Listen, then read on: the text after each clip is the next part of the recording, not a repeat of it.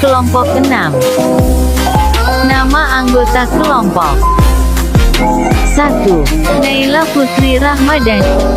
2. Rahel Gesya Aulia Siva. 3. Regita Preslia Wijaya. 4.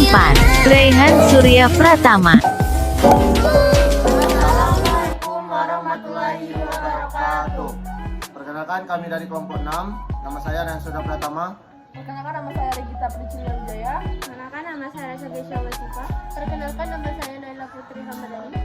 Jadi di sini kami akan menjelaskan hasil diskusi dari kelompok kami tentang diorama. Selamat menonton.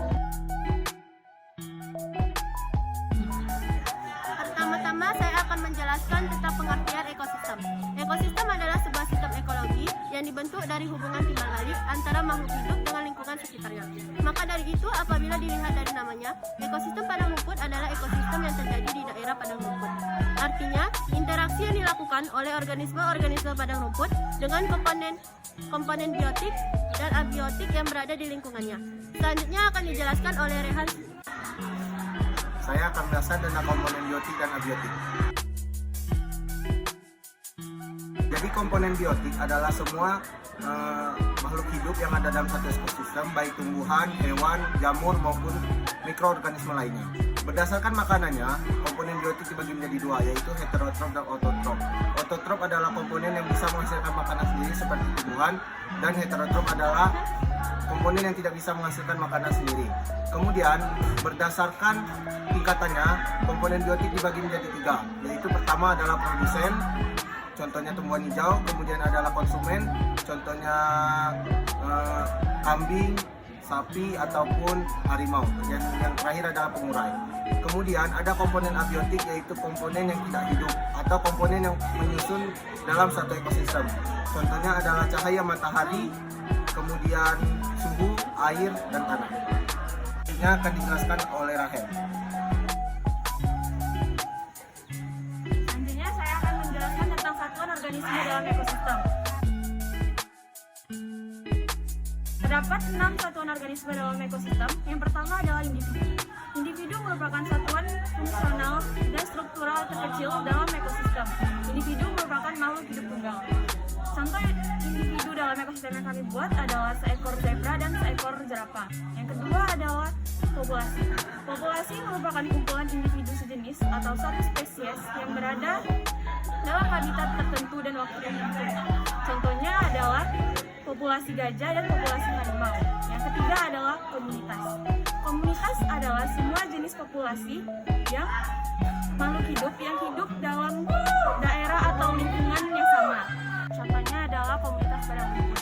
Selanjutnya yang keempat adalah ekosistem. Ekosistem merupakan kesatuan komunitas dengan lingkungan hidupnya yang saling berinteraksi dengan faktor lingkungan. Yang kelima adalah bioma. Bioma merupakan kumpulan berbagai komunitas pada suatu zona habitat. Bioma dikelompokkan menjadi bioma darat dan bioma perairan. Di bioma darat terdapat 6 bioma, yaitu bioma padang rumput, bioma hutan hujan tropis, bioma gurun, bioma hutan gugur, bioma taiga, dan bioma tundra. Contoh bioma yang terdapat pada ekosistem yang kami buat adalah bioma padang rumput. Terakhir adalah biosfer. Biosfer adalah semua kumpulan ekosistem dan komunitas yang ada di planet bumi, meliputi semua bagian bumi yang paling atas. Dan selanjutnya akan dijelaskan oleh Regita. Baiklah, saya akan menjelaskan tentang interaksi antar organisme. Interaksi antar organisme dapat dikategorikan sebagai berikut. Yang pertama adalah netral. Netral adalah hubungan tidak saling mengganggu antar organisme lain dalam habitat yang sama, yang bersifat tidak merugikan dan tidak ada yang menguntungkan. Contohnya adalah antara sapi dan capung.